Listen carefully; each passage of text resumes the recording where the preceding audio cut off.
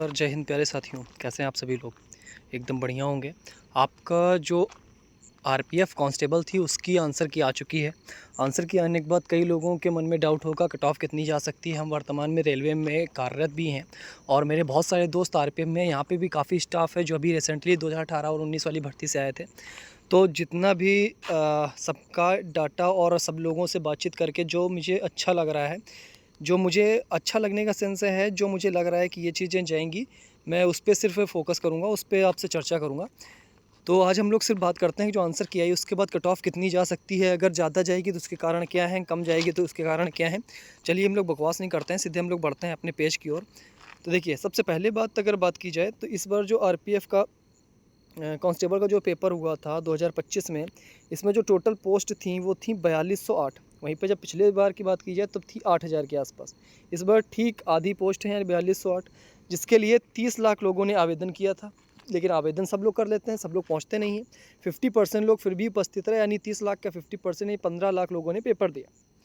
15 लाख लोगों ने पेपर दिया। आपकी वैकेंसी है 4208, जिसका 10 गुना लड़का बुलाया जाता है फिजिकल के लिए, यानी टोटल 42,080 लड़का आपको बुलाना है फिजिकल के लिए। अब आगे हम लोग बात करते हैं कि क्या कट ऑफ रहने वाली है, क्या कट ऑफ रह सकती है।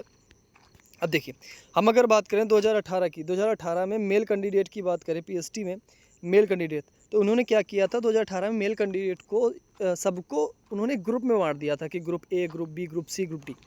यानी ग्रुप ए में साउथ वगैरह को रखा था, उनकी अलग उन्होंने कट ऑफ निकाल दी।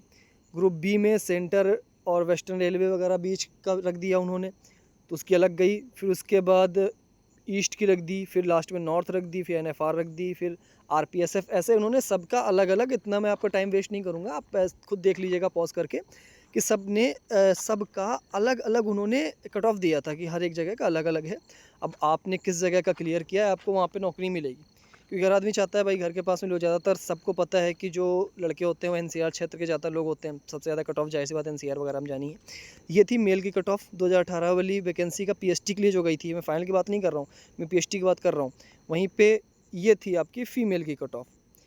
ये फीमेल की कट ऑफ थी जो 2018 में गई थी।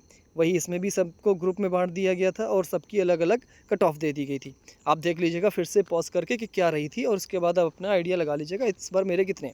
देखिए, हम मेल की बात करते हैं तो मेल की देख लीजिए लगभग 92 तक गई थी, और सबसे कम जो गई थी वो 79। मैं यूआर की बात कर रहा हूँ, बाकी सब लोग अपना अपना देख लीजिएगा। अच्छा, कई जगह क्या है यूआर से ज़्यादा ओबीसी गई थी। देखिए 93 गई है यूआर से ज़्यादा। अब ऐसा क्यों हुआ था, क्योंकि बाद में इसमें कुछ याचिका भी आई थी, क्या रिज़ल्ट आया इतना तो मुझे नहीं पता है, आप देख लीजिएगा। अब इस बार भी आप उसी हिसाब से अपना जोड़ लीजिएगा, सबसे कम गई थी 79। अब आगे देखिए, ये महिलाओं की है, महिलाओं की सबसे गई थी 47। मैं जनरल की बात कर रहा हूँ। वहीं पे अगर एसटी की बात करें 38 नंबर भी गई थी आउट ऑफ 120।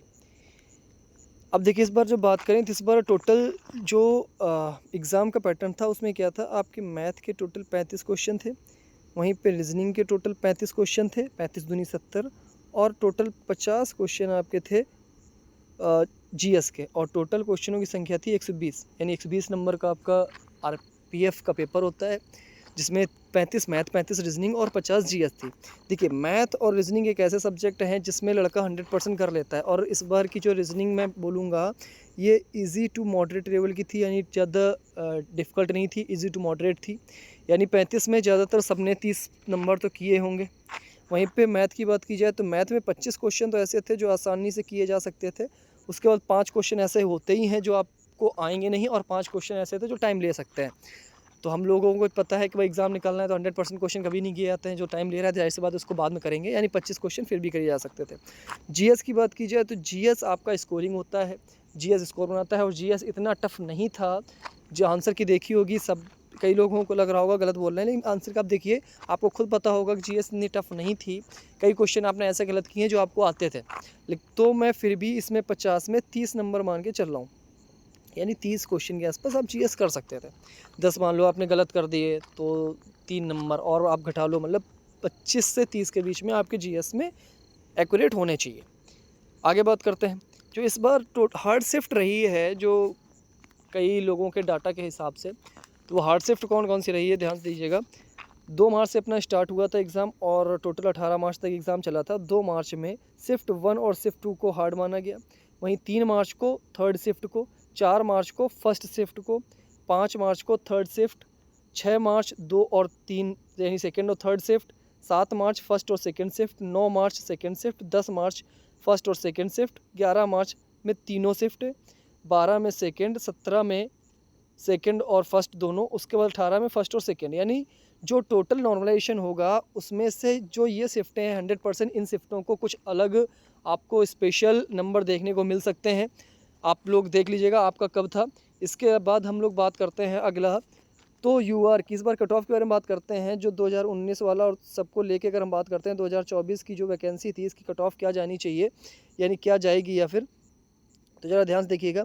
यूआर का नंबर अगर हम बात करें तो यूआर में जिसके 84 प्लस नंबर है, 84 के आसपास हैं, उन सभी का पूरा चांसेस है आने के लिए। वहीं पे ओबीसी की अगर बात की जाए तो ओबीसी में आप 80 नंबर रख के चलिए, 80 नंबर होंगे। और ईडब्ल्यूएस में भी आप 80 नंबर मान के चलिए, 80 क्वेश्चन जिसके सही हैं उसका नंबर आएगा।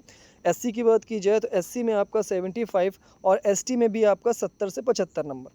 वहीं पे हम लोग फीमेल की बात करें तो फीमेल में आप -5 कर सकते हैं यहाँ पर, लेकिन कई कई कैटेगरी में क्या है फीमेल की ज़्यादा भी चली जाती है, यानी आप अप्रॉक्स लगभग इसी लेवल को लेके चल सकते हैं।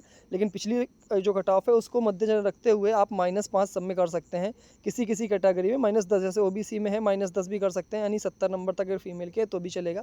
ईडब्ल्यूएस में अगर 70 नंबर के आसपास लड़की है तो उसका भी आने के पूरे चांसेस हैं। एससी में अगर 65 नंबर के आसपास लड़की है उसका भी आएगा, एसटी में भी वही 65 के आसपास आएगा। तो ये सारी बातें थी। तो अब एक बात ज़रूर ध्यान रखिएगा, टोटल 10 गुना लड़का बनाना है। लगभग 50% बच्चे ऐसे हैं जिनके 50 नंबर के आसपास हैं, तो जिसके भी, मेरा जो मानना है, जिसके भी 70 नंबर के आसपास नंबर हैं वो सभी लोग अपना फिजिकल स्टार्ट कर दो, क्योंकि फिजिकल बहुत डिपेंड करेगा। इसमें हो सकता है रिजल्ट के बाद आपको टाइम ना दे, और फिजिकल आरपीएफ का बहुत टफ होता है। तो आपको सभी को बहुत बहुत बधाई जिनके नंबर अच्छे हैं। और हाँ, जिसको अपनी रैंक देखनी हो तो आप देख लीजिएगा, गूगल में जाइएगा, वहाँ पे लिखिएगा रैंक गुरुकुल, ये एन है, रैंक गुरुकुल लिखिएगा। और आप अपनी जो आंसर की है, आंसर की पहले गूगल पे खोलिएगा सर्च रिजल्ट में जाके, फिर उसकी जो लिंक है उसको कॉपी कर लीजिएगा, और रैंकर गुरुकुल में उस कॉपी लिंक को पेस्ट करके जो वो थोड़ा डाटा पूछेगा, डेट ऑफ बर्थ वगैरह, उसको डाल लीजिएगा और सबमिट करिएगा। आपकी रैंक क्या है, आपके नंबर कितने हैं, आपको नॉलेज कितना मिला है, वो सारी जानकारी दे देगा। चलिए, आपसे मिलते हैं अगले वीडियो में। अगर वीडियो अच्छा लगा हो तो ज़रूर सपोर्ट करिएगा। मिलते हैं आपसे अगली क्लास में, तब तक के लिए जय हिंद।